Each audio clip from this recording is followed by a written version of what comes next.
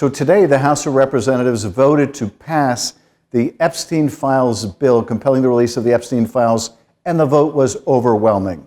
On this vote, the yeas are 427, the nays are 1.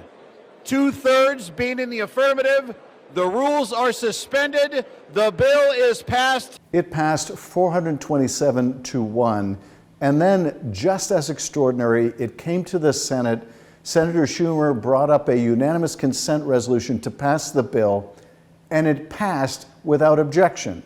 We have some breaking news to tell you about from Capitol Hill. The bill to release the Epstein Files has passed by unanimous consent in the United States Senate. It now heads to Donald Trump's desk. Senate Democratic leader Chuck Schumer made the request to pass the bill. So to understand the whole permutations of the Epstein Files and how we got to this moment, you have to go back to before Donald Trump became president again, when the president and others within MAGA world were pleading for the release of the Epstein Files.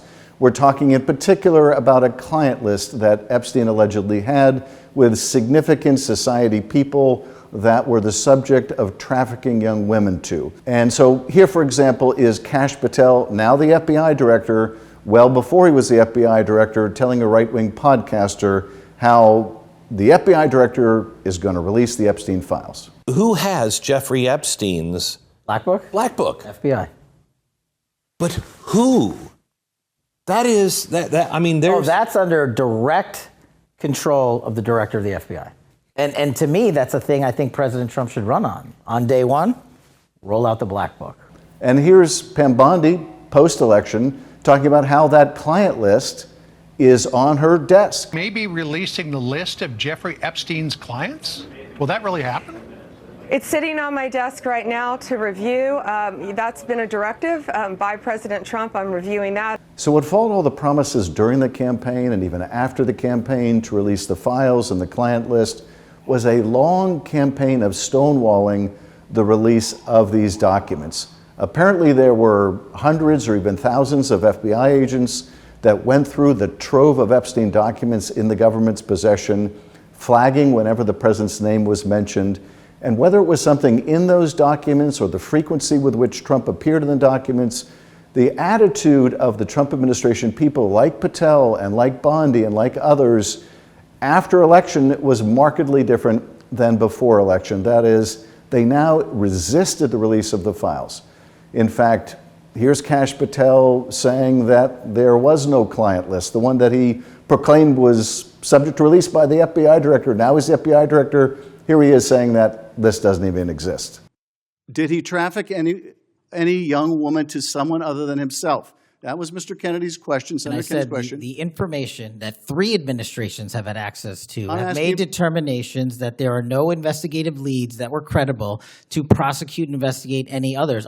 In fact, you might remember that Todd Blanche, the Deputy Attorney General, the number 2 at the Justice Department, made that bizarre visit to Ghislaine Maxwell, this co-conspirator, ostensibly to get information, but really to try to get some exonerating statement by Maxwell, which he indeed got. She denied Trump's involvement in this stuff. Well, we know from documents that would be released by the estate that her testimony was false. Certainly there were a lot of contradictions in what she said and what has already been released by the estate. But nevertheless, Maxwell has been transferred to this minimum security facility, this kind of concierge prison where a convicted sex trafficker is not eligible to be transferred. And the administration has yet to answer how that came about. It seems certainly suggestive that having gotten what they wanted from Maxwell, that is exonerating statements, they gave her a quid pro quo, which was this cushy prison setting. I asked Kash Patel about this, and he refused to answer it during our nomination hearing, claiming inexplicably that the Bureau of Prisons made this decision all on their own without any input from anyone else. That simply isn't the least bit credible. But that did not dim suspicions that the Trump administration was now engaged in a massive cover-up. And so you had a couple House members, Ro Khanna leading the effort, introduce legislation to release the Epstein Files, and a Republican named Tom Massey initiate a discharge petition to force a vote on the Khanna bill. Now, a discharge petition is a procedural device where you can force a vote on something in the House of Representatives, even over the Speaker's opposition, if you can get 218 members to sign a petition, a discharge petition. So they gathered signatures, led by Massey and Khanna. They gathered signatures for this discharge petition until they had 217, just one short of the total necessary. And there was an election for a deceased member of Congress in Arizona, the daughter of Raul Grijalva, one of my former colleagues who had passed away. She was going to be the 218th signature on the petition. So what did Speaker Johnson do out of duty to the president, out of a desire to continue concealing the Epstein files? He kept the House out of session for 2 months. Rather than have the new session come into being, rather than deal with the shutdown, no, they kept House members away in significant part because they didn't want Adelita Grijalva, Raul's daughter, to be sworn into the House of Representatives. Well, she was just sworn in this week, signed the petition. The president did everything he could to get Republicans who had signed it, there were 4 of them, Marjorie Taylor Greene and Lauren Boebert, among others, to peel off Nancy Mace, another, calling Boebert to the White House, trying to reach Mace on the phone, trying to do everything possible to get those 4 Republicans to flip-flop off the discharge petition, but did so without success. And that brought us up to just the last 24 to 48 hours, when Donald Trump did a complete about-face. So here's Trump first trying to downplay his relationship with Epstein and saying essentially he really wasn't around him that much. Here's Trump downplaying that. I believe that some of the people that we mentioned are being looked at very seriously for their relationship to Jeffrey Epstein, but they were with him all the time. I wasn't at all. But of course, there's lots of photographic evidence that contradicts those claims. Here are just a few of those photographs. But then he's put on the spot about voting for this Khanna-Massey release the files bill, and the president commits to signing it. Even Speaker Johnson voted for this bill. Reminds me a bit of this begrudging scene from The Death of Stalin. All those in favor? Carried unanimously. All right, next. So now the bill has passed House and Senate and gone off to the president, and the president has said he will sign it. Maybe by the time you see this video, he will have already signed it.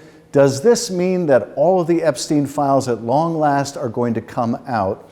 Or do we have to be concerned that the administration or the president's allies will somehow conceal, cover up, or delete or shred emails that may be damaging to the president? That concern is real, because let's look at what's already come out of some of the early Epstein files. That included this birthday card signed by Donald Trump, which he denied ever sending. And we've seen other emails that came out, for example, one of Epstein talking about, of course, Trump knew about the girls because he objected to Maxwell about stealing them from Mar-a-Lago. Or this email in which Epstein says that Trump spent hours at his home with one of these underage women. Epstein believes he has things in his possession that would be incriminating of Donald Trump that the public at that time did not yet know of.